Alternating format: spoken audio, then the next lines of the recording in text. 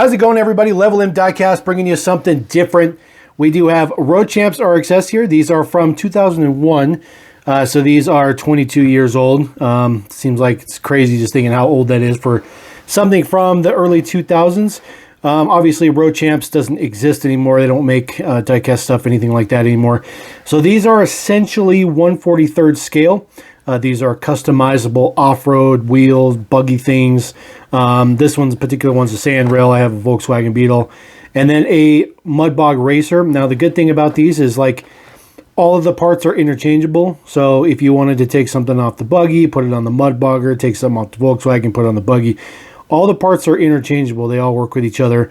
They come with little tools. You can take the parts off and swap them around and whatnot. So like I said, we have the sand rail, the mud bog, and the Volkswagen. These are kind of the setup on the back. This is kind of the way it's done up. It does show you that essentially it breaks all the way down to the chassis, if that's really where you want it to get to.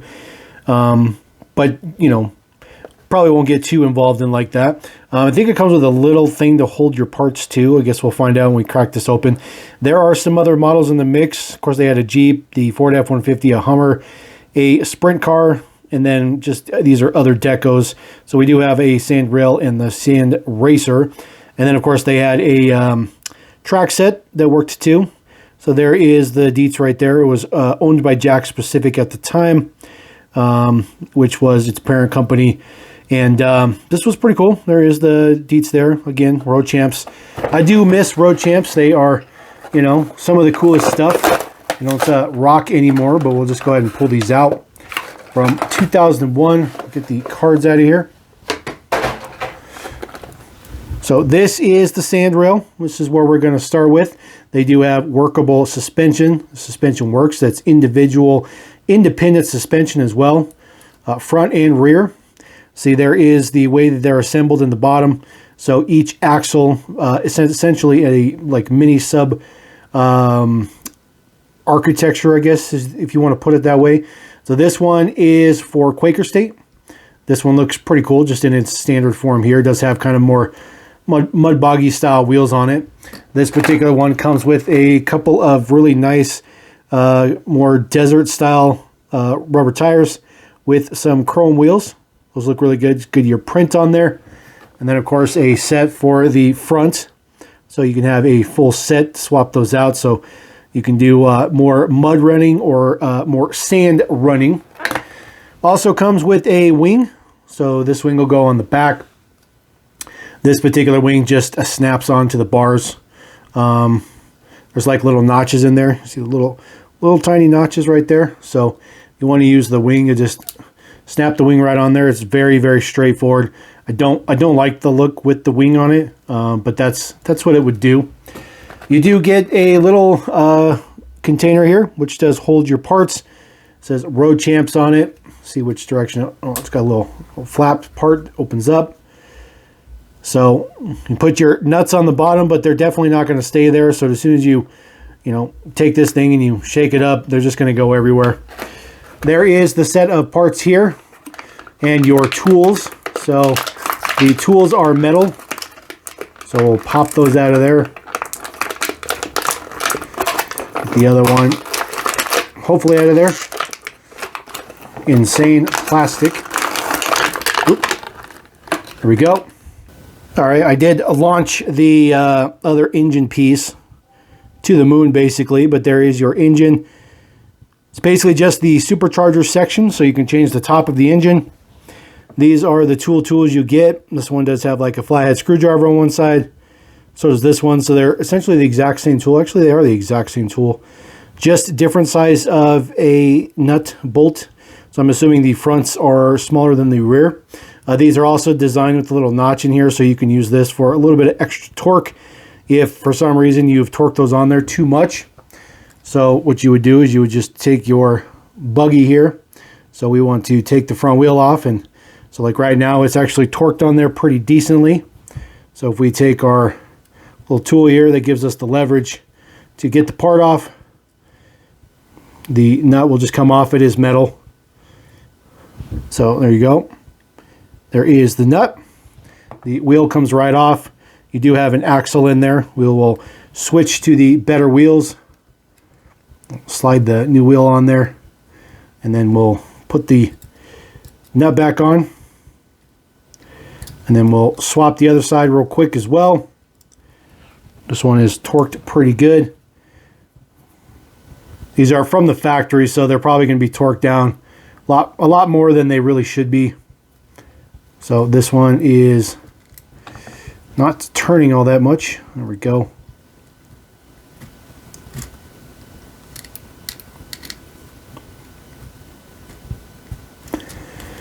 So I feel like this one is turning with the axle.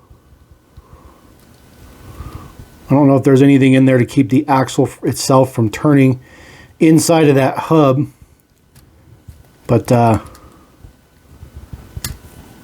one doesn't want to turn.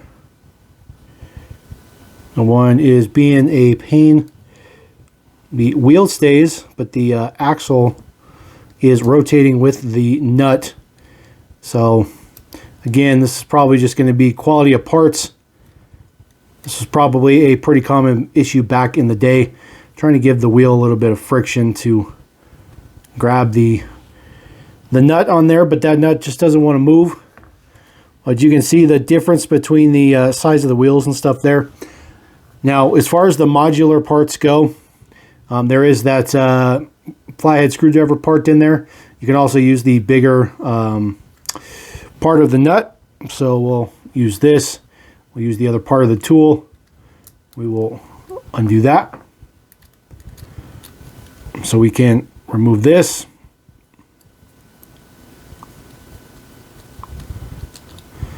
So you take the screw out, and then there you go. You see the axle assembly is just one piece. Oop. Super springy. There is your axle assembly. The springs look pretty good. The travel looks pretty good. It does have actual control arms on the bottom, which is relatively impressive. It looks pretty good.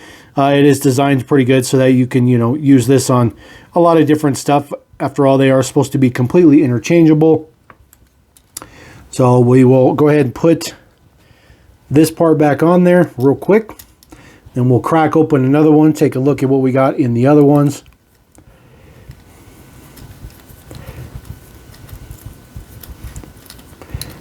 Now, if you were a kid, this set, you would probably lose all your pieces pretty quick. I feel like, these things would be lost super fast, but looks pretty good.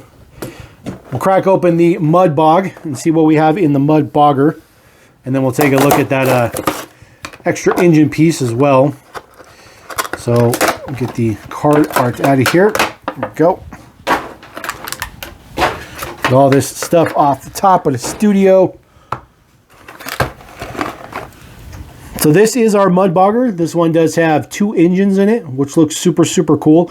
This one is significantly longer than the other one. You see right here where this screw is, that's essentially where this piece would become the sand rail. So you'll see that the frames themselves are the same between the two, but just the mud bog has like an extension on the front where they can put the axle further forward, which allows, of course, for another engine in there. And then, of course, these kind of flaps there on the side. Now, one of the things you can see, these toys weren't really tested all that well. You can see where that's on there. The wheel rubs on that when it's suspended. But these are still pretty cool for not being like super, tested and whatnot. This is all die cast in the back here. So the bodies of these are all die cast. It's actually pretty thick, pretty heavy die cast as well.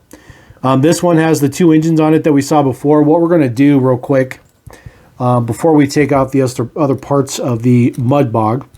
So what I want to do is I want to see how the engine parts are interchangeable.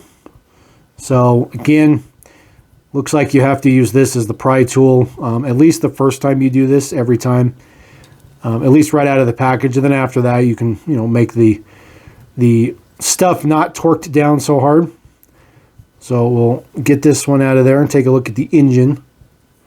So there we go. Now all these bolts and nuts and all that good stuff like that, these are all metal. So all of those parts are metal. So decent quality there. So there is the engine detail. It actually looks pretty good. There's quite a bit of detail on the engine cover. You see that is the exact same blower piece that we saw from the first one, the first Buggy we looked at. So that part is interchangeable. You can take it off. It just snaps onto the top.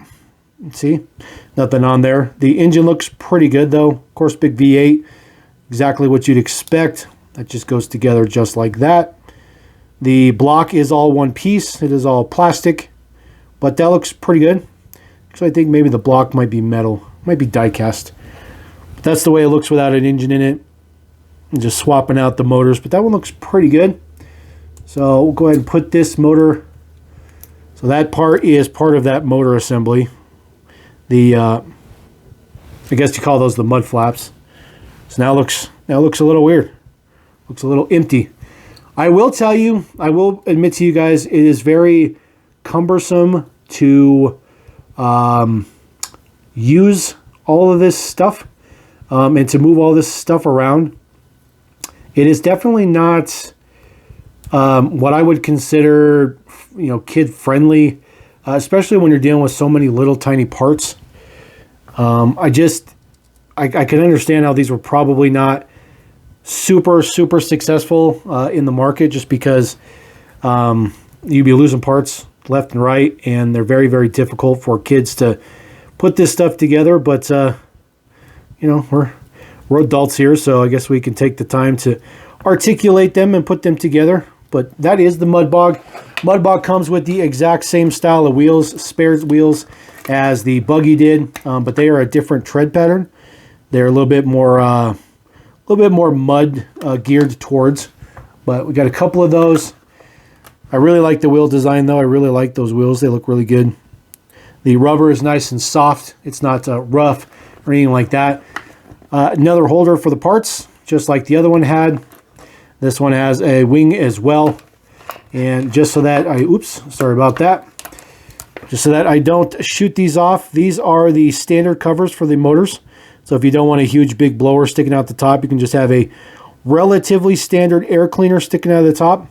And it did come with two of those, as I just launched one of them off because they are super small. So we're going to set that up there. This is it's a little bit more difficult to go through these than I thought this was going to be. I thought this was going to be relatively straightforward, but this is an involved process for sure. It's an involved process to get these tools out of here, which is absolutely ridiculous. Got to use one tool to try to get the other tool out. There we go. All right, we'll set those down. This Mud Bog, by the way, if you want to use the wing, it goes into the metal casting there, but it still snaps in. So there is the wing for the Mud Bog. Again, I don't like the wing. I don't think the wing looks good. Definitely not a fan of the wing whatsoever. All right, and then this one is a little bit newer. It's still 2001, but this was towards the end of Road Champs. They switched to blue cards. All this stuff went into blue cards before their ultimate demise, I guess you could call it. So they were still trying to hold on as long as they could. Now, this is a Volkswagen Beetle, but I don't believe this is licensed. When we get this out of here, we'll take a look at it and see if there's any kind of details on there that may show. They changed the packaging, so the model is actually packaged separate now. There is no Volkswagen logos or anything like that on there, which is fine. I mean, there's nobody that's not going to realize that's not a Volkswagen. There are nets and stuff in there for the windows. There is a roll cage section piece here that's already attached to the body for the engine guard. And then this is the chassis. Gives you a little bit better view. A little bit print on the steering wheel looks pretty good. There is the engine with just that standard engine cover on the back. That one looks good as well. So that is a different style of engine with the exhaust that goes out the top like that, which is fine.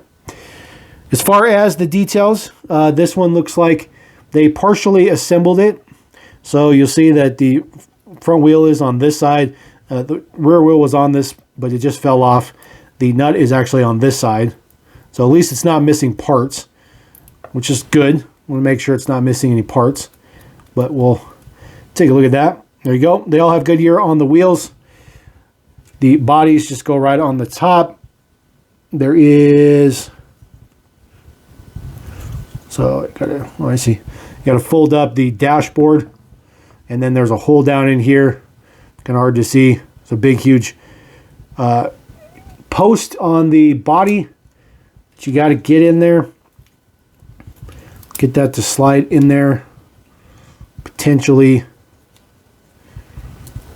And I'm telling you, dude, these things are not straightforward and not very good. So it looks like you're going to have to take off the front axle to get the body on of this one. But I'm going to set this to the side because what we're going to do, get all these parts out of here. A couple more tires. Apologize about all the plastic. A couple more tires. These are the exact same ones that the Mud Bog had. And then these ones are just the remaining tires from the ones that are already on there. So we get those to the side. This one only came with one single tool.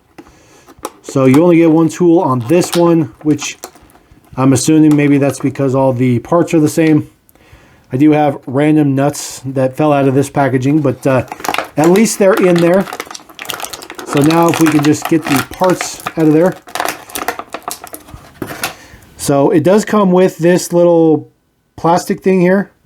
I am not exactly sure what this is. This looks like this may be a adaptation for part maintenance. So it is a nut on this one side, and then of course you can put this in there. So I'm not really sure what this does exactly, but maybe it's for parts. Oh, there we go. You put it in there, and that's what you use to turn it. Instead of using two pieces to make a T-tool, you put this in there to turn it. So that's just their way of cheapening the process, cheapening the parts and stuff like that. So this is our whole smorgasbord of ridiculous stuff. We'll get our camera down, take a look. Now what I think we'll do, because I think it's just cool, free fun style, I will see what I can put together and see how ridiculous of a model I can assemble between the three pieces, depending on how many parts I can use. But we'll see how this is going to go. Okay, so here's the deal. Okay, I spent like 30 minutes trying to figure this out. This has got to be the most ridiculous design thing I've ever seen. So this is the Mud Bog. I took the whole thing apart. My idea was I wanted to make a front engine sand rail looking thing. That's what I figured I would do. The problem is that the Mud Bog has this secondary chassis piece here, but you can't really use this by itself. And then this is the standard chassis that comes with pretty much most of the models, and it's just a piece. So like these work in tandem. So this chassis goes just like this, and then you bolt all your pieces onto it from there. Now that's why it had that extra little bit for the front axle before I disassembled it. Now this body, you can't use it on anything else. It doesn't work that way. So these pieces don't work the way that I had envisioned them to work. Yes, all the parts are swappable, but when it comes to like customizing it, there's nothing you can do because everything is built one direction. Everything is built one way. And it's a fixed way of built. And then like the Beetle doesn't come with, I just realized it doesn't come with these nicer off-road wheels for the front. So you just have the kind of the sand bogger wheels for the rear and then for the front, but you don't get separate ones for the front, which is ridiculous. I did put together the Beetle though. It looks pretty good. It's okay. I do like it, but there's really just no customizing. You cannot put the blown supercharger on this particular model. So if you wanted to take this blown supercharger, you cannot put it on the Beetle because there's nowhere for that to clear inside the engine bay there, which is fine. I also noticed that the Beetle has different sized hubs for the wheels. So I can't put any of these wheels on this car. And if I put these wheels on this, they will flop around because the diameters are not the same. So that's ridiculous. Now, what I will tell you though, sitting there on display, if you don't want to take them apart and do anything with them, they look pretty cool. They are pretty sweet. They look cool as off-road buggy. They got, suspension and stuff. It's cool. It's cool to look at. It's cool on that aspect. But as far as like what you can really do with it, there really isn't anything to do with anything. So That's kind of the thing I was talking about earlier, where they really don't test the toys a lot of the times back in the day. This is a prime example right here. They just really didn't test this toy out, and it's probably one of the reasons why Road Champs is no longer rolling around, in my opinion. So there you go. That is Road Champs RXS. Pretty much a big thumbs down, but they don't sell them anymore, so you don't have to worry about them clogging up the pegs or anything. But just wanted to bring something kind of different, kind of old school flavor, kind of off the beaten path. Definitely didn't work out like I wanted. Videos don't always work out the way they wanted, but I'm still going to bring it to you guys. We're real. That's what we do. And look forward to those comments. Definitely look forward to those comments, because I think there's a lot to talk about here. So anyways, we're going to roll out. Appreciate you guys. Thank you very much. LevelM.cast. Peace.